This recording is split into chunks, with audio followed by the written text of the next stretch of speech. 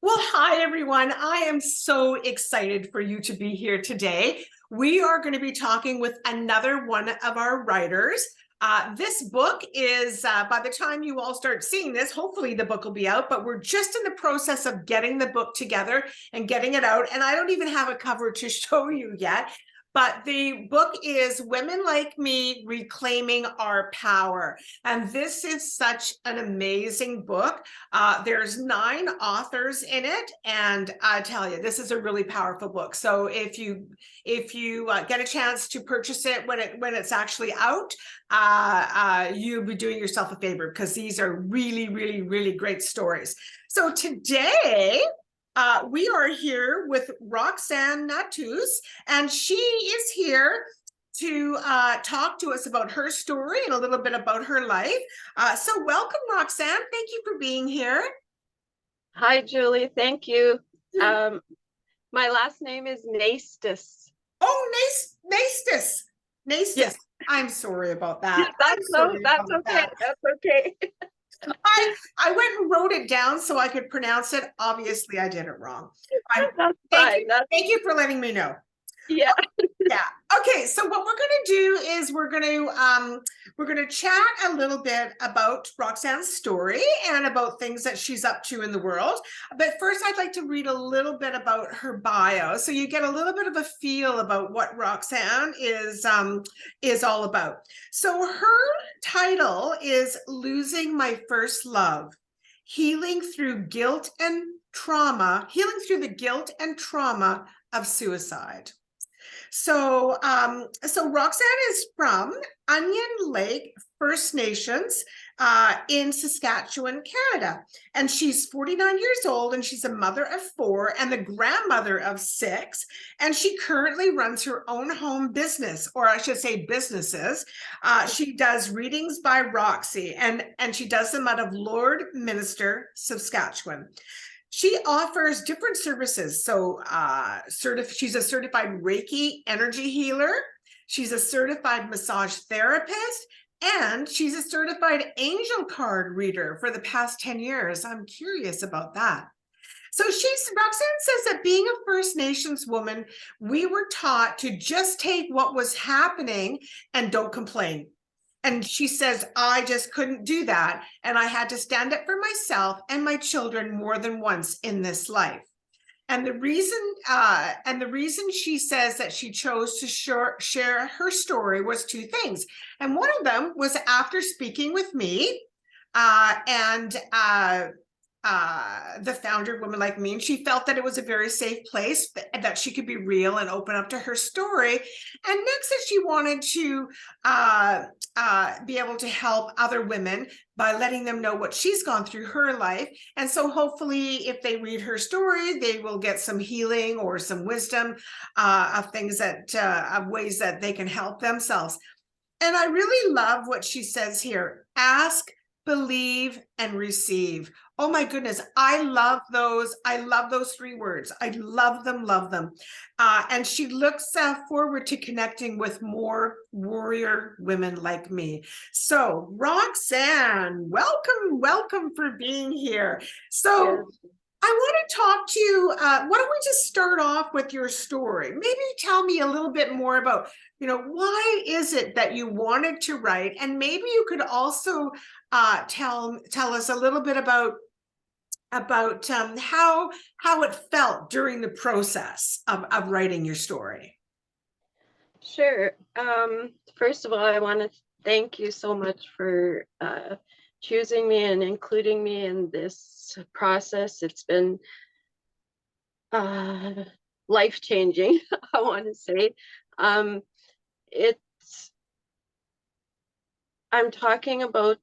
chose to talk about suicide because it was one of the very first traumas that I went through in my life, and just wanting to share my story so that the women, and not just men, but our men also, like, I know that there's a lot of suicides that happen where the spouse is left with children, and just wanting to connect uh, with people like that. Yeah. Well, and that's right. And I think that for men, I mean, obviously women and men experience traumas and suicide, of course, but I think men are a bit more secretive sometimes about their trauma. They don't, women I think are more willing to reach out for help. Well, yeah, and like it's been 29 years since I lost my husband, and I am just now to the point where I can talk about it without breaking down. And I know that even the process of sharing my story and writing was very emotional and very healing. Like I really released a lot of all of this baggage I've been carrying on for so many years that really wasn't mine. Yeah. And just it was a whole process of purging and letting go. And so this year when the anniversary came around on April 1st, it was the first time ever where it wasn't heavy. It was like we celebrated his life. We celebrated, our time with him. It wasn't it was so different. And I believe it was through writing my story out and sharing it. Well, thank you for sharing that, because I think so we're afraid to let those things out. We're afraid, we don't want to feel sometimes, like you say, every time you thought about it before, you would break down. And I think that well, not that I think, I know that writing is therapeutic to our soul, and we need to get that stuff out of our bodies. And when we can get it out of our bodies, we release the trauma. Yes. Yeah. Well, good for you. I know it's a very emotional process, and it can be quite difficult for a lot of we're talking more about women right now, but women Yes. to actually release their stories and get that trauma out onto paper. Well, yes, and I think it is hard for a woman to come forward because of, especially uh Native women, I want to say. Yeah. We're we're taught that whatever life brings us, we just get through it. No complaining. You just get up and go do it. So it I love that. That's why I knew coming and learning about you, it was a safe space for me to share what I went through. Yeah. Aw. Yeah. Well, why don't are you up to telling us a little bit about your husband and what was happening with him? Yeah, sure. Okay. Um, so I met my husband. He was one of my first boyfriends, and uh, we got married young. My dad had to sign my marriage certificate. That was always a running joke. But we wanted to be married before I had my son, and you know, life was good when it was good, but it was bad when it was bad. And my husband um, came into the relationship with a lot of pain and hurt from um, sexual abuses that he had endured for a number of years, and just all of he was broken right from the start. That's why I say, like, I knew I knew in the deep of my heart that this is how we were going to lose him. I just didn't know when. Oh. um but yeah, and then just I was 20 years old, and mother Randall was 2.5, and we came back to Onion Lake. And yeah, I remember that morning so clearly. And you know, and that he had taken his life. And that was really hard. Yeah, my whole life changed in that moment. Yes. You know, when you wrote in your story, sorry, I have a little tickle there. You talk about that the family, his family blamed you. I couldn't understand that when because I of course read through your whole story, and Yeah. I didn't see why that would be. Was it just a deflection of their pain, or Um, sorry. that's okay. Um, no, I think it comes with the fact of suicide. You know, they try to I guess, you know, it in a number of different situations I've been through anyways, they try to find somebody to blame because they don't want the blame on their loved one. Mm. And it was very hard. It was really hard because you know, I blamed myself. I lost friends, I lost family, or people I thought were family, um, because of this. And so it was a time where I was just, honestly, I had my own family is what got me through it, and Randall. And um yeah, it's just to me it just seems like when someone dies from suicide, it you tend, like, I blame myself too. I went down that rabbit hole for a number of years. Mm-hmm. And I'm thankful now that, you know, now today, me and his mother have a very good relationship. I Oh, wish it would have been like that when we were together. And I'm close with his sister, like we're still in contact, you know. And so there has been healing, there has been, you know, forgiveness. And but at the time, it was just too much. I mean, for them. too much for everybody, right? Yeah, Yeah. yeah. Yeah. Aw. Well, it's so nice to hear though that there's been healing, and that Oh, there's still a connection because you have a son, correct? With yes, yeah, yes. yeah. My oldest son was 2.5 when he lost his dad. Yeah, Aw. yeah. Wow. And that's been hard on him. Like, I've always had to, you know, that's always been an issue with him growing up. Mm-hmm. Yeah. Mhm. So, excuse me. So, so there were signs, and he would tell you that he was thinking about committing suicide. Yeah, like when I remember we lived here in Lloydminster in a small apartment. And he was working, but when he would work, he'd, you know, sometimes come home drunk or whatever from work. And he'd get quite abusive. And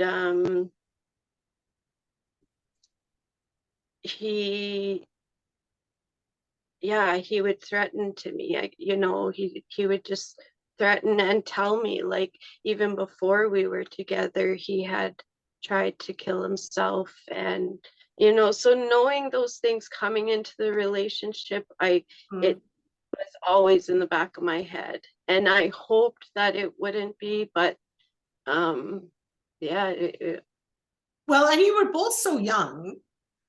So, yeah, he yeah, was he was 24 when he died. I was 20.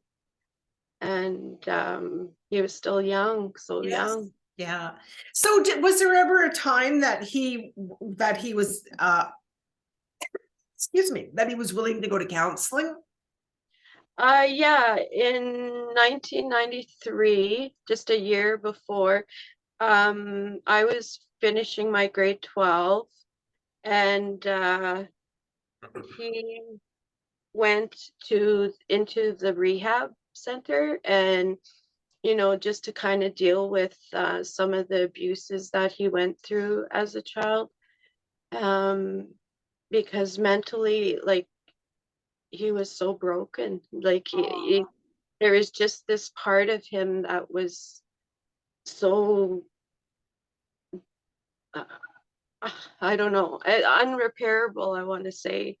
Well, broken, I think, is a good word. Yeah, and so he did go there. And it did help. Like we moved to Edmonton, and I was in nursing at the U of A, and Randall was in daycare. Ferdinand was working.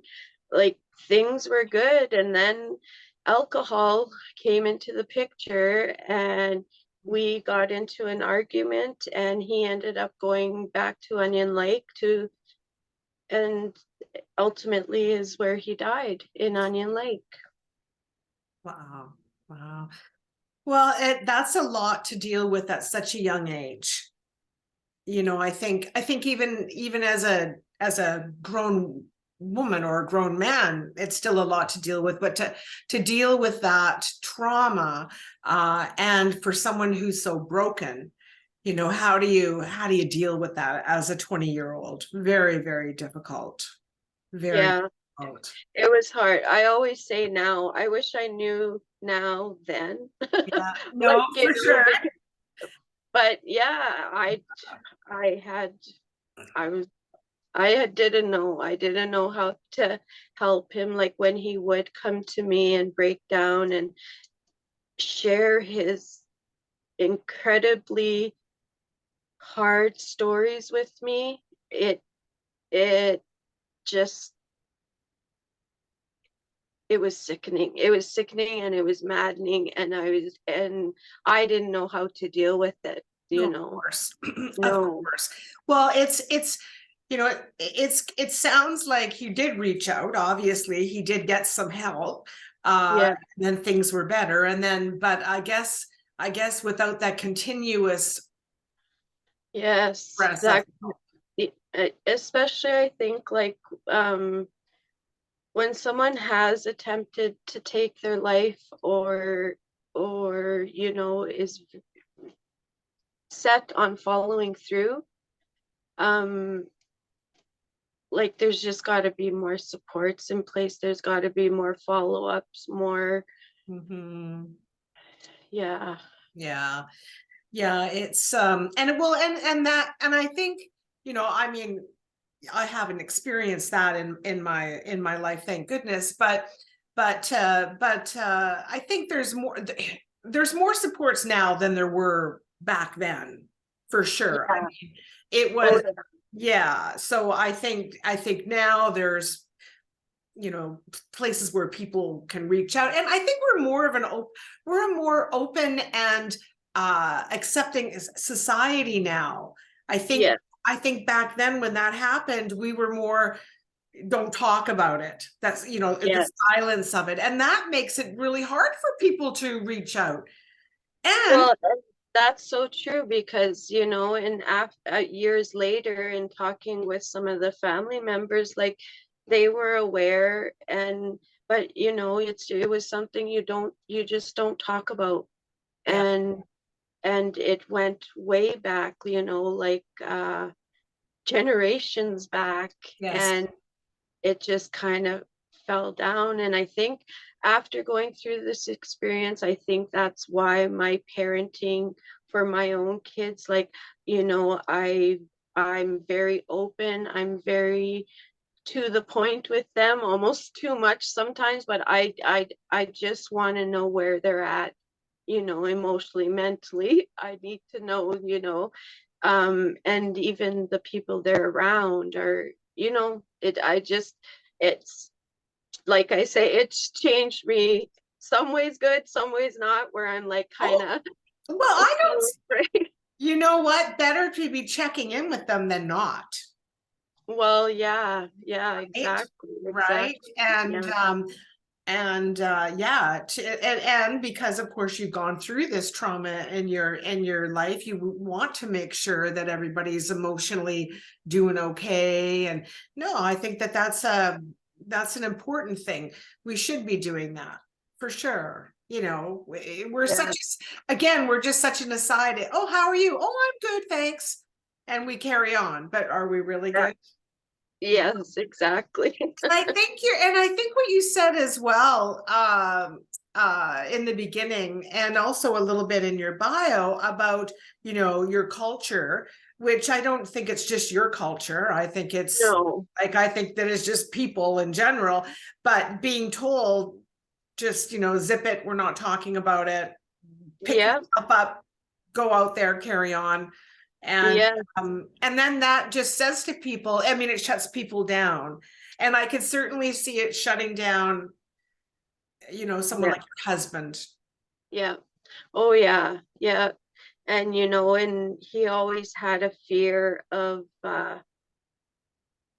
like almost to the point where he was like overly obsessive of where Randall was, who was around Randall, like that. He Yes. was very, very guarded around Randall.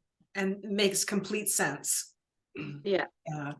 And so, I'm so glad that you said again in the beginning that you haven't cried yet. I was waiting to see if you were gonna, but you're talking about it with a lot of love and wisdom. And what would you say, Roxanne, to somebody that might, what if there's another wife out there, a woman whose husband or boyfriend or anybody is threatening suicide, or like what could you share with them now that maybe, well, you've got a lot of wisdom in you? I think the first thing is letting them know they're not alone, and and there are supports out there. You just have to go look for them, especially even if they haven't actually lost the spouse to suicide. If it's something that's been threatened, there's family counseling now. There's so many different mental health programs. There's all these things available now today that people maybe forget or don't know how. But honestly, you just got to get onto a computer, start looking up and start finding your people, and making your connections, and know that you're going to be okay and you're not alone. Yeah, I think too that I loved what you said about even if the person hasn't committed suicide, they can still reach out and go get help.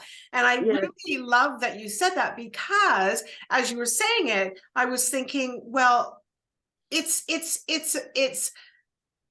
emotionally traumatic to the Hmm. person who's being told, I'm going to go do this. Like Yes. like for you, it's a almost an emotionally abusive situation, uh Yeah. and very traumatic for the person that's on the other side. So, Yes. Yeah. you know It is, it is living through it. It's very mentally and emotionally abusive. Um, and it's like a fear always at the back of your head. Well, I don't want to say this, or like that. That's how kind of I tiptoed around what yeah, not to say, what not to do. And yeah, like now, if even if people are threatening suicide, there don't wait, get them help now. They need somebody to talk to, or they need somebody just to listen to them, what they're going through. mhm, And it might just be that release that they need. yes, yeah, I agree. Well, so how's your life now? How are things going for you now? Good, really good. I have 6 grandchildren that keep me very busy. I bet. Yes. Um, and I run my own small business, Readings by Roxy, which keeps me busy and doing readings and everything. And then I'm also going to be having a first ever card reading class. Good for you. Yeah. Congratulations. Oh, so you So would be, so is this around the angel cards? yeah, yeah, yes, because I have so many clients, like everybody has this gift. We just have to learn to tap in and use it. Yeah. And so yeah, I was asked about it and I thought I'm gonna try, and I have a very strong mentor here in Lloydminster, Lystra, who supports me and is my rock, you know. So Oh, when I'm not sure anything, I have her to kind of go and wow. bounce off of, and she just lifts me back up and she's like, no, you're doing this class. Oh, I think it's a great idea. So how many people will you have in your class? Like, is there a maximum that you're going to have or? It's funny because when I put it together, I was like, well, maybe two, maybe three, you know, and I put it out there, and now, like, because of the space we have, I'm thinking I might have to do two separate classes because we're not going to fit over 10 people in that space. Wow, that's fantastic. Well, good Yeah, so for I'm you. really excited about that. Oh, that is it. That is very exciting. Good for you. Yeah, you don't ever know where these things are going to lead us, right? No, and it's fun. I love doing it. I love the connections I make with people through my readings, and yeah, I'm excited. Well, what if somebody wanted to get a reading from you? Do you do them over the internet?